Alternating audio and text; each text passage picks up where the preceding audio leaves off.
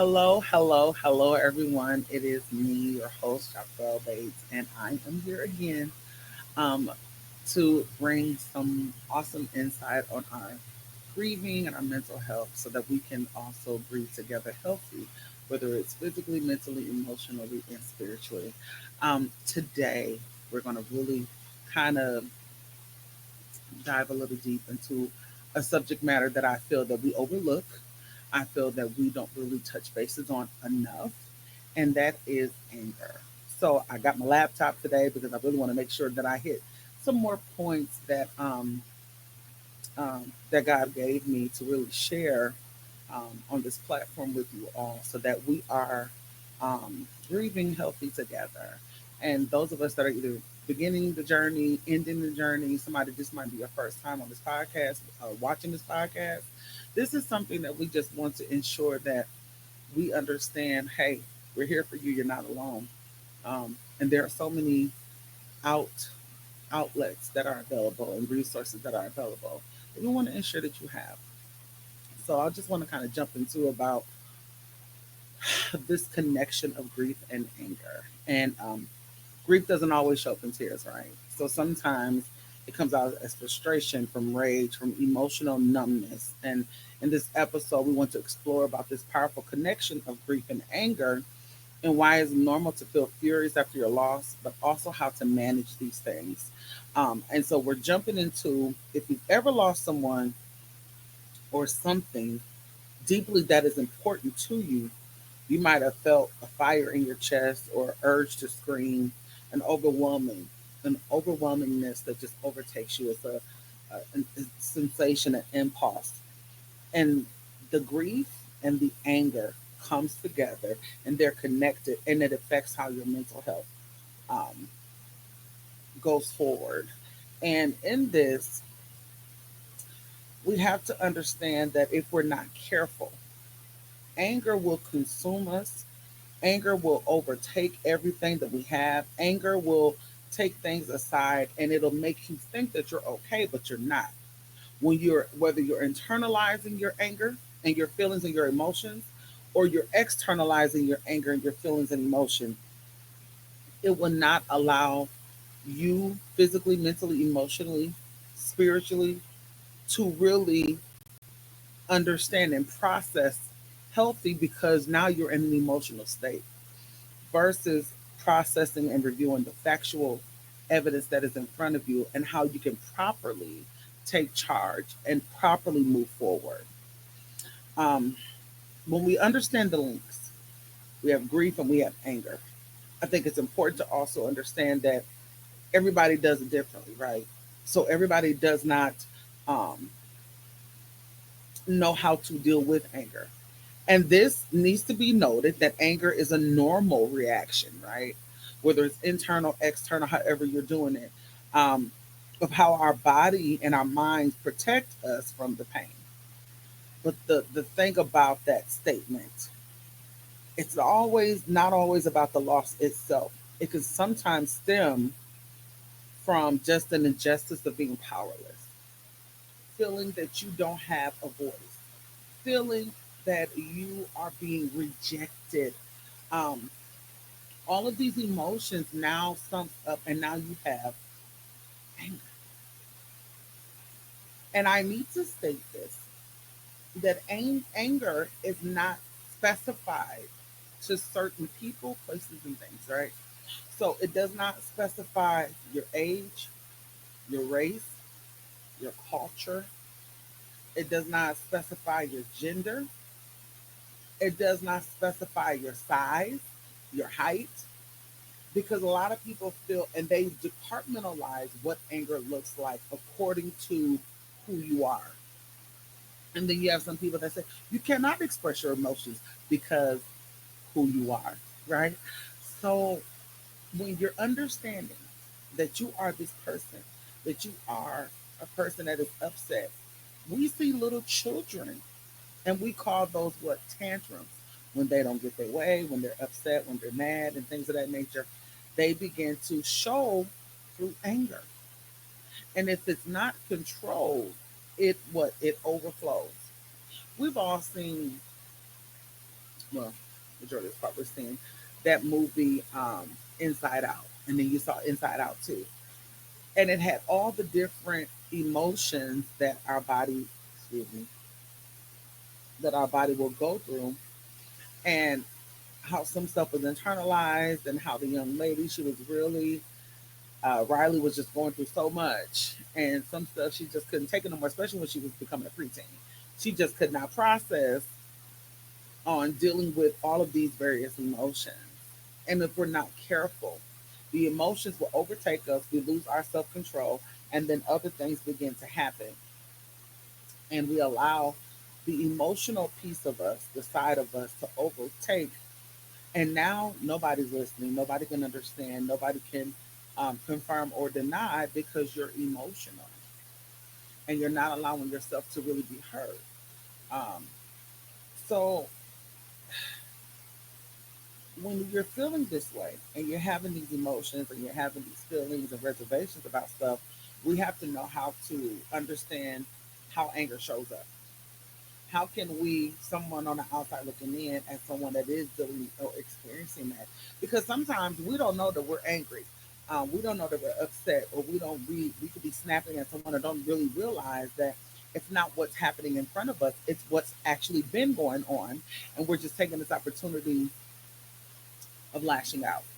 If you ever had a really bad day at work and you came home and you started just kind of snapping on your family and everybody looking at you like, what's wrong with you today? And in your mind, I'm fine. And they're like, no, you're not. Sometimes I will use this phrase with some of my close friends. I'll be like, hey, you're a little short today. You good? You good? You short? Am I short? And it's now I'm able to recognize that there is something that could be happening, um, something that transpired prior to you dealing with something. But why is this important about anger? Because anger a lot of times gets swept under the rug when it deals with grief. And a lot of people don't even know that they were grieving, mourning. Some people say, well, I only want to mourn, I don't want to grieve. However you look at it. But we are talking to people that don't even understand what grief is. So before we can talk about other levels, I need you to at least understand the basic concept. So when we are dealing with someone that doesn't know that they're dealing with anger and they're grieving, um, it comes off that you're very bitter. It comes off as if you're very snappy. People are trying to help, but we're lashing out, we're snapping off, we're popping off. And so in that moment, the support that we want to have is now starting to push back because we're always snapping, we're always popping, we're always in a negative stance, we're always upset, upset, upset, upset, upset. And we don't really know how to control because there's so much happening in our mind, in our setting, so that we're not together. And what happens in that moment is that those that are really close to us, we begin to hurt them. I talked about before about hurt people in one of the short videos I did. And when we're emotionally involved in things, and when I say things, we're already dealing with a loss of this, we're going through this, we're going through that, everything begins to build up. And if we're not taking control of the situation, remember I talked about dealing with it versus acceptance. And when we're not taking that control, we're allowing ourselves emotionally become involved. And now we're not thinking soberly. Um, Sober mind does not always mean that you're not drunk versus drunk. Sober mind is just thinking collectively with the clear thought, clear conscience versus being emotionally attached. So let's kind of separate some things here. When anger shows up in grief and it's internal, we do a lot of self blame. We're very irritable, and then sometimes we're just flat out depressed. But that depressed has an anger, rage tint. So that means every time somebody asks you something, you're upset, you don't want to talk, you're just really irritable when even in a conversation. Um, and then when you're giving that information or when you're saying now it's coming external, we're snapping at everybody, we're having outbursts, negative outbursts, we're having risky behavior. So That means we're just doing things that could be self-harming to ourselves, harm to others, putting yourself in a very unsafe situation. Um, Sometimes it could be disguised to where it's numbness, control issues, hyperproductivity, um, and this is where the conversation is that sometimes you don't have to yell to be angry. Okay, you don't always have to be loud per se to express that you're angry. But that's what we saw as kids, right? When we had to do the different faces and emotions and expressions, we always assumed that anger was always loud. Sometimes you can be so in the tone that I'm in right now, but in that tone, it's extremely, you're still snapping. As I would say, you're very short with your responses. Um, the things that we're saying um, is very hurtful to others, whether it's over the phone, whether it's via text, whether it's, you know, if you're conversing through social media, however it is, we begin to hurt people because we don't know how to fully express our feelings in that moment. And sometimes it's better to say, I don't want to talk about it right now. I'm unavailable right now. I'm not answering the phone. Like, hey, I'm here, but I just want to talk. Those things give you moments to now analyze, um, seek to understand when you're ready, and then strategize on how we want the positive outcome to be. Anger brings on um, physical. What's the word I would like to use? Physical, long term. Um, in healthcare, we talk about how long term damage. Okay, and anger, it will tense your body. It will have your body in different settings that are negative impulses. So when your body is super tense, super tense, what happens? You're doing a lot of bobbing your hair. You're doing a lot of this. You're doing a lot of that. Your body is very tense, and your body is cringing because it doesn't know how to release. It doesn't know what to do because we're still trying to. The brain is still trying to figure out. Okay, how can we release this stress, this anger? Because now it's building up on stress. It's building up on other things. It's building up on this. It's building up on that. And now it's causing your body to be in a complete tense state. Can you actually walk around like this every single day? Have you been walking around like this every single day? Physically, probably not. But this is how your body feels every single time you're not releasing the anger. Your body it wants to break free, but it can't because we have this impulse. And true enough, those of us that are um, Christians and we know the Word of God, we say the first part about what the Bible says, the anger will sin not. Absolutely, that's what it says. But finish the rest of it out, you know. Um, and why is that important that we really establish the whole part of why God said be angry and sin not. Don't let the sun go down on your wrath. Okay. Don't wait till the end to really verbalize and express how you feel. So what am I saying in that moment? I can't talk, I can't do this, and I can't do that. Yes, go ahead and say that. But at the same time, it is imperative for you to understand what damages you're doing physically, emotionally, mentally, and spiritually to your body, how it's affecting you. And I can definitely validate that because, and I'm going to use the example of what damage I caused to my body from having unresolved anger issues.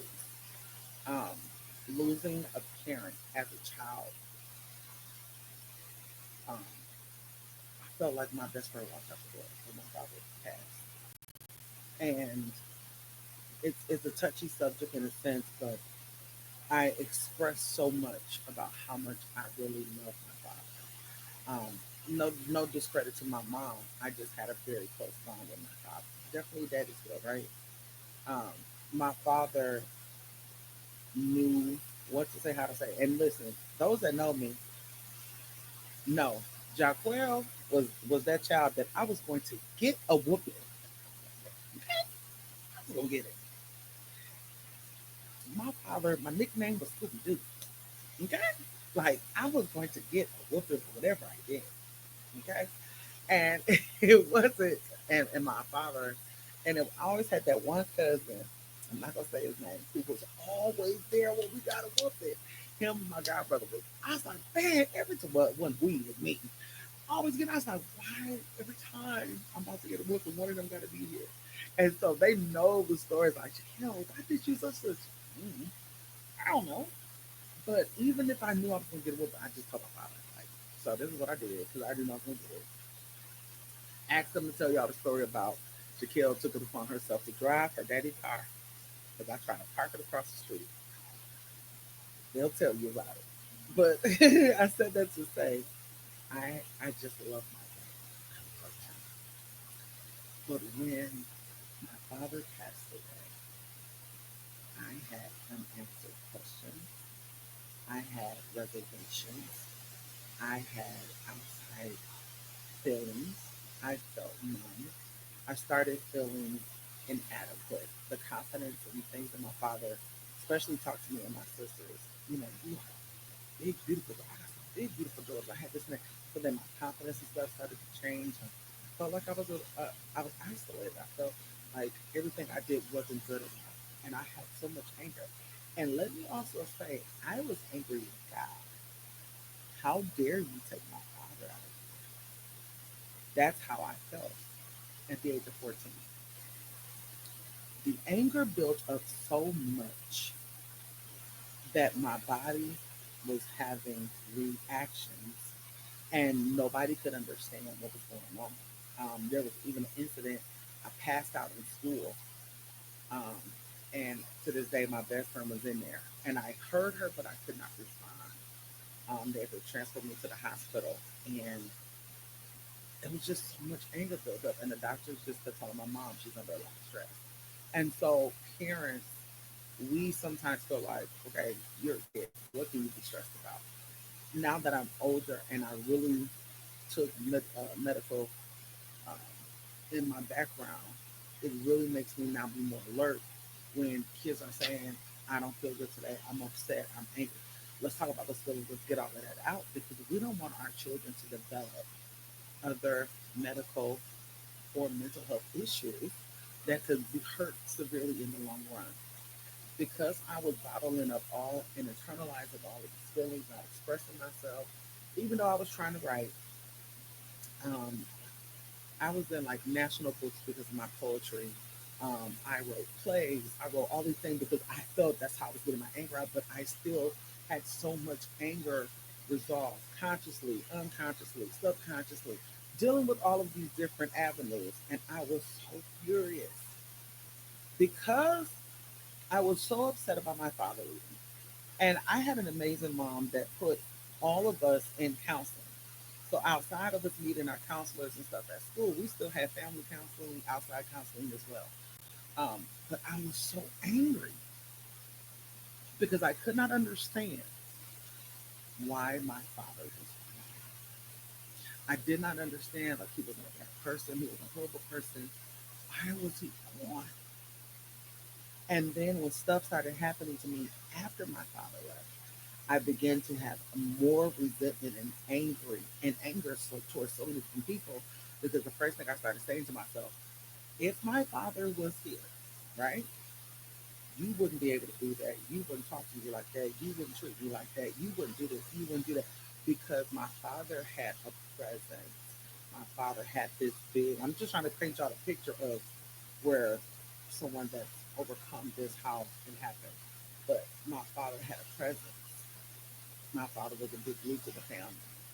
My father, even though I was gonna get a whooping, y'all, after I got done, I still sat next to this person like I just didn't get a whooping. Like I was very transparent with him. I was able to open up to him. But this person was no longer here. And as a 14-year-old, who's in the church. I understand when the Lord calls people home, they call them home. I can't process that. I'm actually angry with God right now. I don't want to talk to God. I don't want to talk. I don't want to pray. I don't want to. I don't want. I don't want. I don't want. I don't want. I don't want.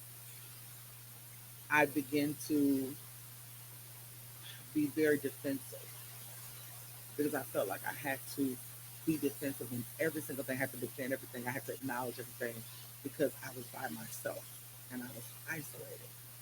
And I never forget that my mom, she recently shared with me that I had made a statement to her. And I told my mom, I said, I don't ever remember saying that to you. And I said, I would never say that to you. Hello, that's your mother. I would never say that to you. And she was like, and I was like, it hurt me that I said that to her. And it was a hurt, one thing that hurt people, hurt people. Sometimes we don't even realize the damage that we're causing on other people. The damage and the hurtful things that we say. We need to stop saying stick and stones may break my bones, words never hurt me. That's a lie. Words hurt. Words cause other physical reactions from the person that's being hurt, from the person that feels a certain way. It brings all other emotions, jealousy, rage, impulses of negative, and now there's reactions. They react before they actually thought, um, because of all of this rage. By the age of 16, I am taking hypertension medication. I am only 16 years old. I'm fully working. I think that at that time I was working at Kmart. I'm working. I'm in school full time. I'm doing everything possible. I'm trying to find outlets because I can't be in one spot. But I'm enraged still. And every little thing affected me in a negative stance. And the negative stance, the negative impulse has now caused my body to always be in a. There is no way I should be 16 years old with hypertension between 140 to 150. Why are you, what's going on? I am only 16. I don't see eye to eye with any and everybody, so I'm going to still continue to do what sticks to myself. Do this, do that. I don't feel the fullness of love in my mind. So I'm sticking by myself. I'm sticking by myself. I'm sticking by myself. I'm sticking by myself. And I'm still having all these angers and so much other stuff is still adding up. I'm graduating high school, still taking blood pressure medication. And this has nothing to do, once again, with the size, because it's the fact that it had nothing to do with my gender, my age. It's the fact that this girl had so much anger. Things begin to build up. And then when stuff is happening, you still feeling isolated. You feeling by yourself. You feeling like you can't talk to no one. These are red flags that you even analyze and see in yourself, but you're still trying to cover it up. So, Jaquell, how are you covering up your anger? Thanks for asking. So, because I go to church, at that time I was just still, let me just still get up here and sing. Let me still get up here and do stuff. But I was still hurting and I was angry because I at this point I was analyzing and trying to find scriptures on why did you take my father, Lord, and why did this happen? Why did that happen? I was using this, and then when other stuff started happening to various family members that I was supposed to, it was just a buildup of so much anger, and it caused so much stress. My body's still like this, still super tense, right? So when stuff is not going right at home, when stuff is not going right at the job, no, your body is still tense, and it's still from the root of something that happened. So even though I'm still angry about my father, I'm still growing, I'm still developing. I'm graduating high school, I'm graduating college, I'm doing this, and I'm doing that. I'm still processing, I'm moving forward. Had a child, oh, you know, graduated again. Now I got, I got, now I'm getting these degrees under my belt. I'm still and I'm still like this. Right when there could even be a moment of letting go, I kept it. I kept it selfishly because I felt that I could figure this out all by myself.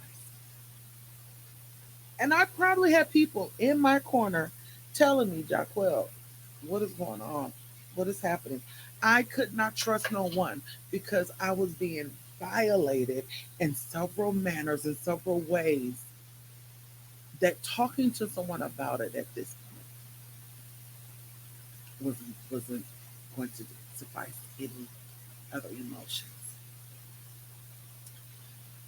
Anger is a root of rejection and brings on rebellion. And so these two strong men can kill you physically, emotionally, spiritually, mentally. By the age of 23, I had a stroke that affected my left side. My son was 3 years old, could have lost his mom because I had so much anger. You're not even supposed to understand the words that are coming out of my mouth. When people see me walk, I am a walking miracle. I am a walking testimony. I had so much anger built up, so much anger, still at the age of 23.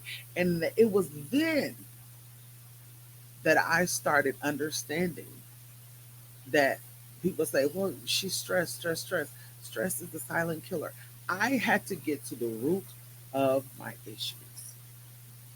And that by taking control and understanding that this was not a normal conversation, this was not something easy to walk through, this was not something that, it's just a walk in the park.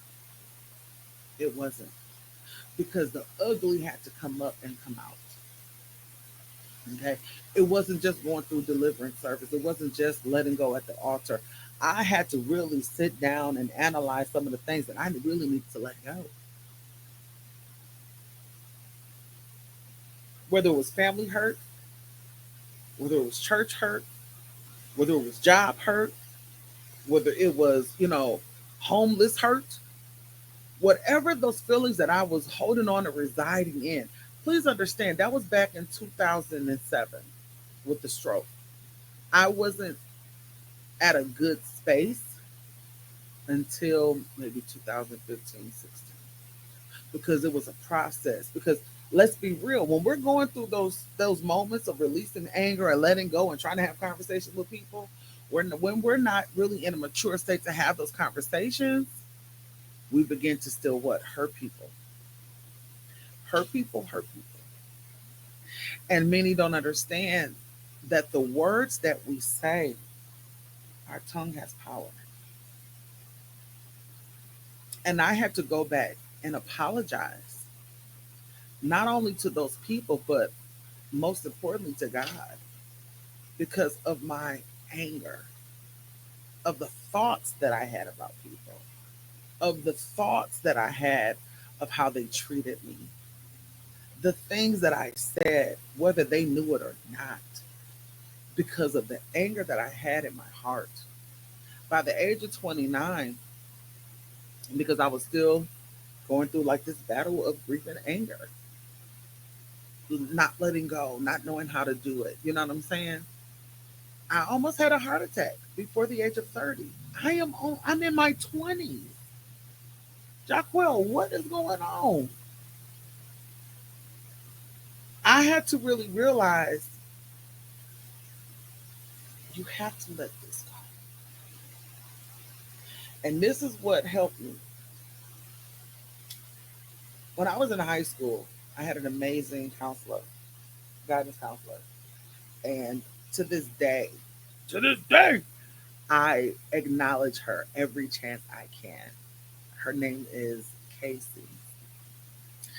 Miss Simonson helped me a lot when I was in high school. Even whether I was right, wrong, or indifferent, she saw a potential in me. Um, And it's because of her and those that were really close. But I acknowledge her because she would say this one thing: I understand, and I validate your feelings. I ain't never had nobody tell me that before.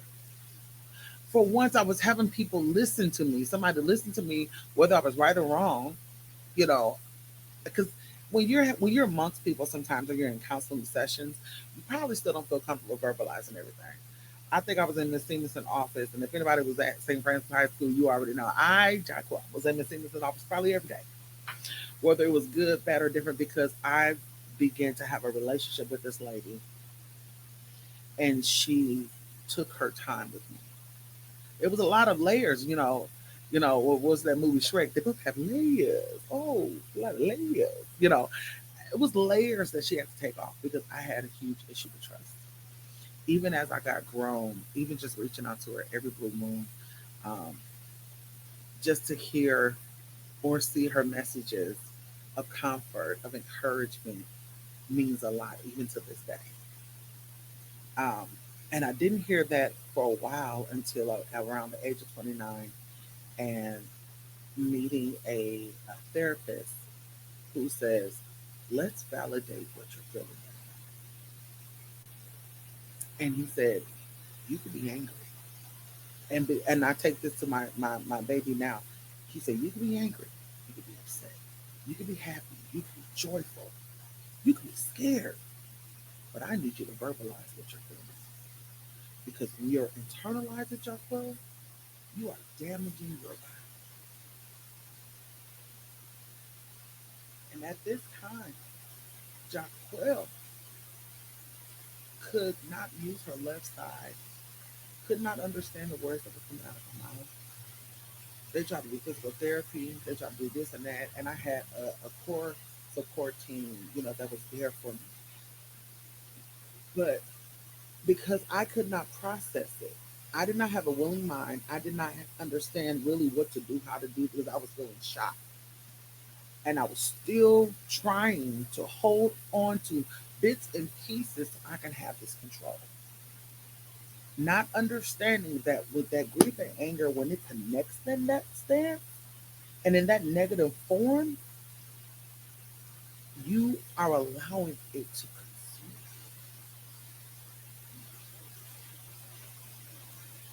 It's just like a person, as we call them, a functional alcoholic, right? They're able to function, they go to work, they do everything that they're supposed to, and it doesn't matter to them. They're doing everything possible. When I say they're doing everything possible, they're doing every single thing, right? And when they're doing every single thing possible, they're doing it to the entirety of what? That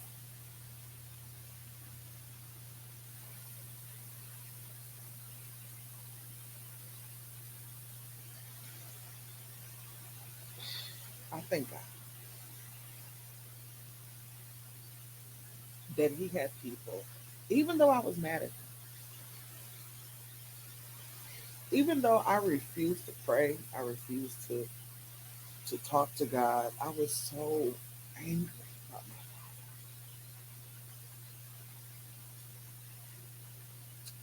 And I did not want to pray anymore. I didn't want to sing. I didn't want to talk. I didn't want to do anything. And then there was one point that I was almost home when I had a stroke. Couldn't understand. Couldn't understand words that was going on. It affected my left side, so I couldn't walk. Man, I had some people that would take me back for therapy because at this time I'm a teacher. I am teaching medical assistant courses. I am teaching medical billing and coders. I'm that teacher. We are doing community events. We are having fundraisers. We're doing all I'm doing all of this stuff. I'm still going to church, still angry, but I'm still getting up there and saying because that's what we're supposed to do. We're supposed to do this. I still got to be a mother because that's what I'm supposed to do. Until all of a sudden, my body could not take this no more. The medication wasn't working, right? I had other stuff going on. Nothing was subside. And even if I'm going out to have fun, laugh, going to karaoke, if you was the crew, you know what we was doing. You know what I'm saying? You know, don't let me hear Ti. Bring them out, bring them. I'm coming. I'm coming on flow. Okay, Juby better not hit the flow. Okay, don't have me here, Buster. I was a functional, but I still had all these feelings, all these reservations. I almost,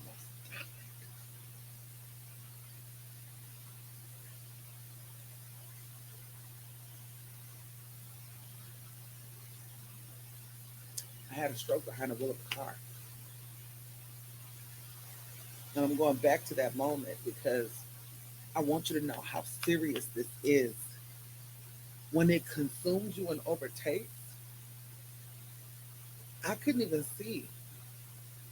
I complained the day before, and I always tell everybody the day before I complained about this big giant snowstorm, not knowing that it was the snowstorm that prevented my car from going into someone's house because I had so much anger and rage. I can hear you ask me a question, and by the time you got to question number six, number seven, I am now responding to question number one, but you don't really understand what I'm saying.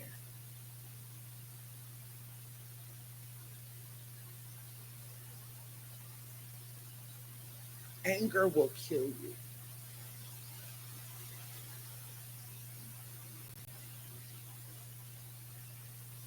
Do, like, I'm just having like a, whoo, was like an epiphany how much God really loved me. That in spite of my rage, in spite of my anger, in spite of my selfishness,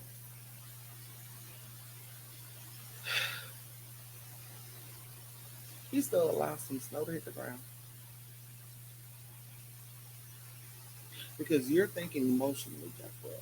You're being emotional. You've been emotional all these years, and we need to have a conversation. So let me just go ahead and let this snow hit this ground. 'Cause I need to slow you all the way down. I need to slow you down before you actually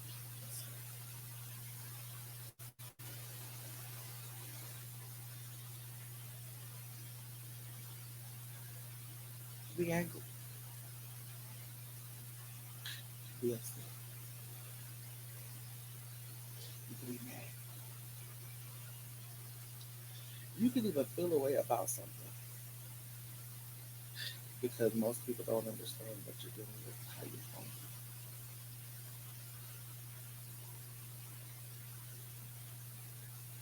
You can even say, "Hey,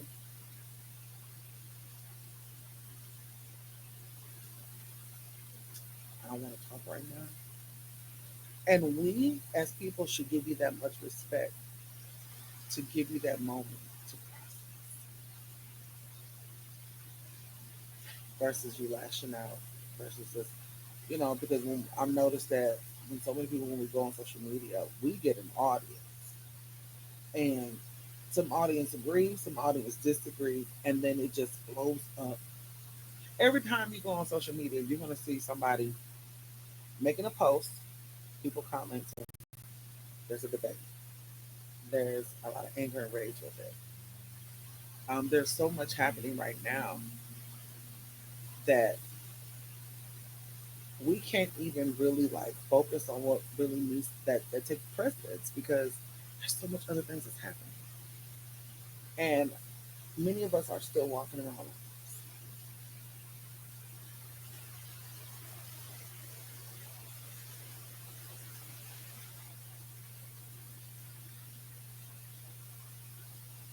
Going around like this, and we're so tight that we can't even hear or see clearly because our emotions have. I hope I'm making sense. I wanted to go a different way, but God is always in control of what happens. And I think it's important that we take a moment to, like, I'm just self reflecting on how many times I failed dealing with rejection because I did not allow to let stuff go. I became rebellious because I didn't allow stuff to let go. And I developed so many medical issues that by grace, I still have a chance to reverse. I can push back. I can make better choices now. Now that I'm older, I was thinking like I don't get into it with things. I let people, you know, if people are gonna vent, say what they want to say, whether it's the truth or whether it's not the truth, we don't have to respond. Okay, that is their truth, whether it is factual evidence or not. That's their truth.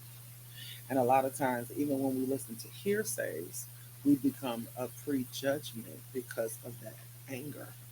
Um, a lot of times, I knew stuff wasn't true but because I was in anger, I listened to it because either A, I probably didn't like that person, B, I was upset about the situation, C, I was just mad, so angry. You know, when I got to the root cause of what it was, I was better. I was able and much better to identify. Um, and this is something that we should do with our children. How was school today? Like, I actually take time to sit down when we're face to face talking about how school was. And if he did not feel good, if he was upset about something, let's talk about that. Why? Because I don't want him to build up these walls because that's what I did. And if you know some things that you went through and you want to avoid that with your next generation, conversations are important. Communication is key. It is imperative that we start talking and vocalizing what is really affecting us because it does. Not only does it affect us, but it affects those that are. Um, I just want to touch on something: the coping strategies.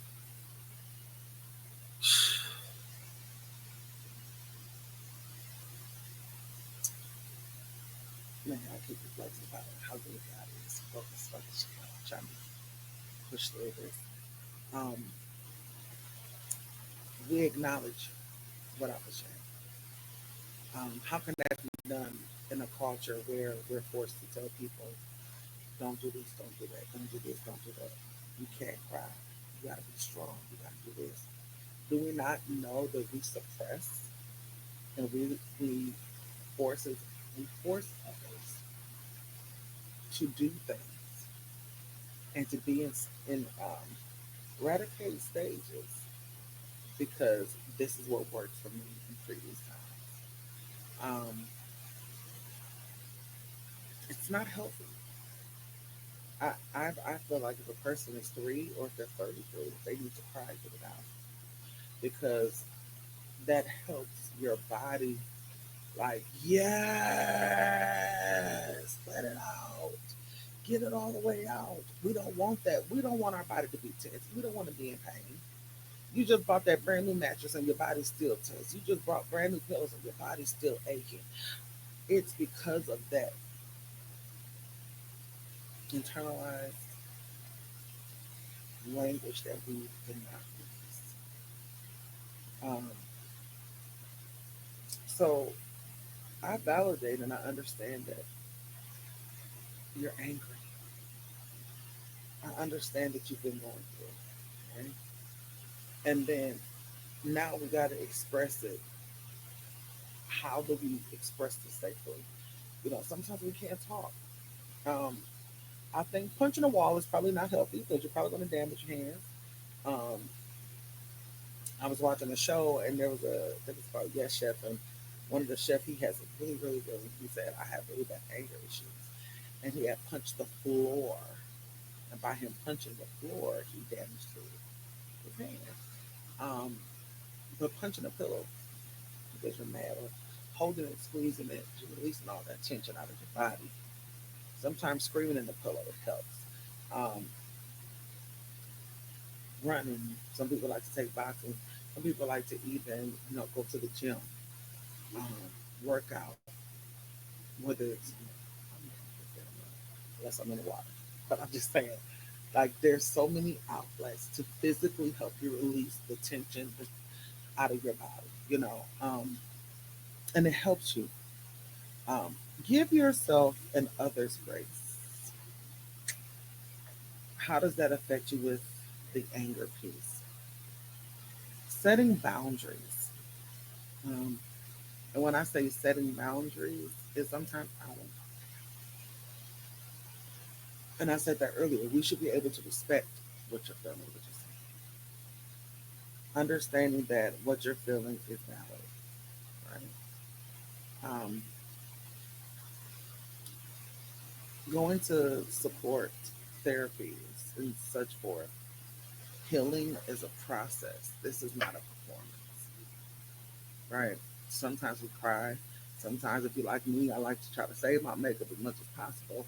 So I'll be trying not to let the tears really, because I'll be looking like Tammy Faye Baker, raccoon eyes and all. Um, but sometimes I can't control it because you just gotta get it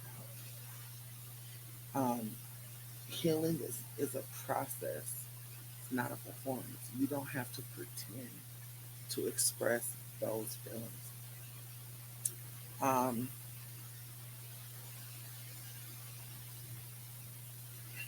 Ask yourself, and then sometimes it's some self-reflection. When was the last time you actually like screamed? Whether it was good situation or not so good situation. When was the last time you actually cried? Good, bad, or indifferent? When was the last time you really sat down and expressed how you felt? Like I said, I tried.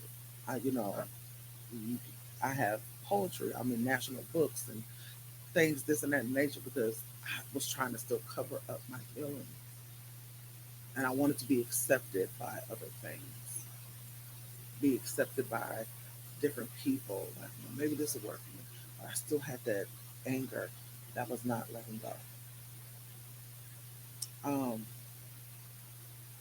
I want to definitely give some resources. That first of all, you're not alone. Um, and I hope it doesn't seem like I'm just this and that and the third. I just really wanted to touch on this anger. So this podcast is probably a little bit longer than normal, but I think it's imperative that we really jump into the piece of understanding that I could be really damaging myself in the long run. Could be really hurting myself in the long run. It was a shocker for me to get inboxes of people saying, I never knew that I was even depressed. So can you imagine, if you don't even know that you've been depressed, how long you've been really, you know, allowing anger to control you? Let's talk about some resources. The National Alliance of Mental Health, Mental Illness, definitely available. There's so many therapy directives. There's always a national suicide prevention. I'm a person that definitely I would say to advocate, educate, and empower. I'm not saying that I am uh, the master at this, um, because I have not mastered being completely unbothered, right? I tell somebody, I said, whoa, that is definitely a master's class. Um, but I've matured in that area to where I do not respond. Um, and I definitely have been in a place now where me and God has this relationship to where I don't respond if He said don't respond. Even if I was like, oh, they're lying, right? They're doing this, and don't respond. The quote that my husband and I used to always say, I'll argue up these kids. And he would turn around and say, because I'm still in that position. Whether people believe it or not, you know within yourself you know. And what's true to you is true to you. What's true to them is true to them. the purpose of you trying to get over those humps of those grievous stages, trying to get up that mountain, trying to come out of that crab mentality, trying to come over this, trying to go over that. Because now that I lost my job, now my car got repo, now I got an eviction notice on my door, and it's just so much, so much, so much, so much, and I keep feeling like I'm falling back. And I feel like I can't make it. I feel like this is it. I'm so angry because the biggest question that I had since the age of 14, and then why me?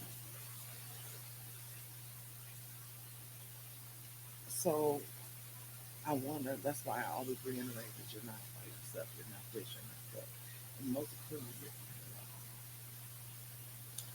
alone. I said earlier about the scripture that we quote, and I'm going to read the New International Version, and it's Ephesians 4:26 to 27. Um, and it says, in your anger, do not sin. Okay, in verse 27, do not let the sun go down while you are still angry, and do not give the devil a foothold. So, what is all that telling us is that we are affirming that anger is normal, but we also have to guide on how we process with the mindfulness and not destruction. And that's simply from the Word of God.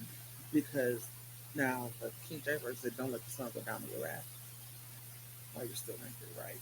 So if we're still angry, we're still holding on to something, we're still dealing with this, that means I can be angry emotionally, but I should not be thinking negative about somebody. I should not be saying anything. 'Cause now I'm acting on my emotion, right? I'm acting on what it is. And if I really need God to take over the situation, how can I do that if I want to leave someone go? If I'm trying to do therapeutic measures, it makes no sense for me to do therapeutic measures if I don't know them. That's the right there. What is the purpose of me going to see my counselor, my therapist, man, and I'm not taking nothing back that they're telling me to do? What is the purpose of me constantly going to God and saying, Lord, I need you to do this, but I snatch it back from Him as I leave our conversation? Letting go, like the song said, be like frozen and let it go. It will harm you.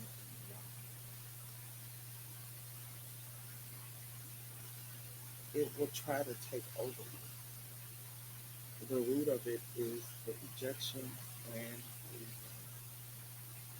stronghold, strong men that are trying to overcome and make you subdue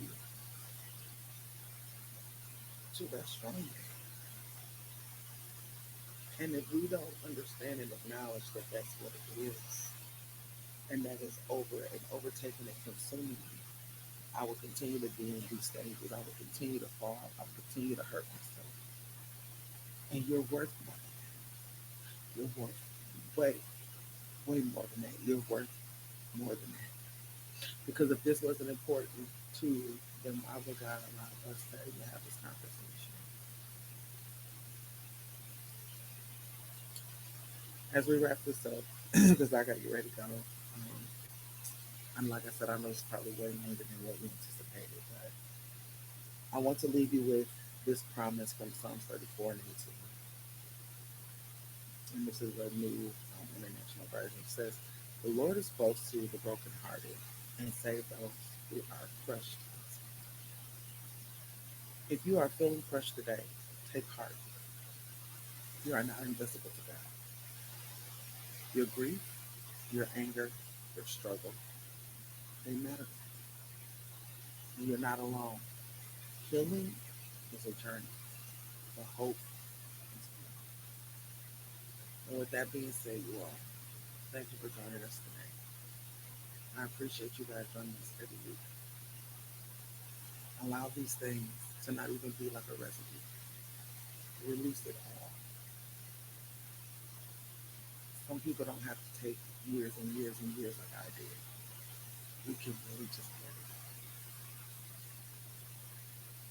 and watch, even physically within 24 hours, how your body feels, how you feel, how things are feeling better. I want you all to know that you are loved. God loves you. You can do it. You can make it. You're not in this by yourself.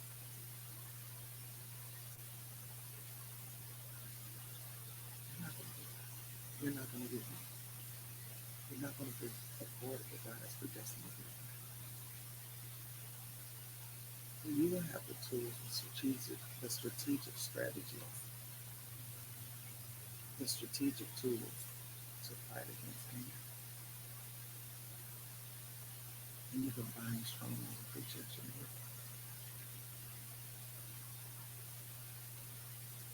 You can. Thank you all for joining us.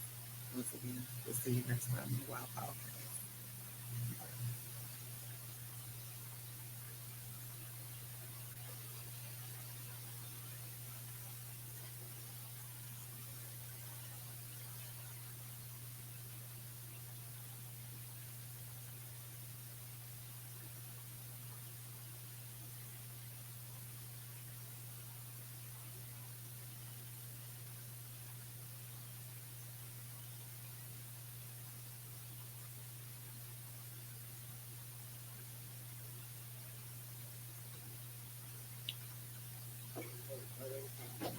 How long was that?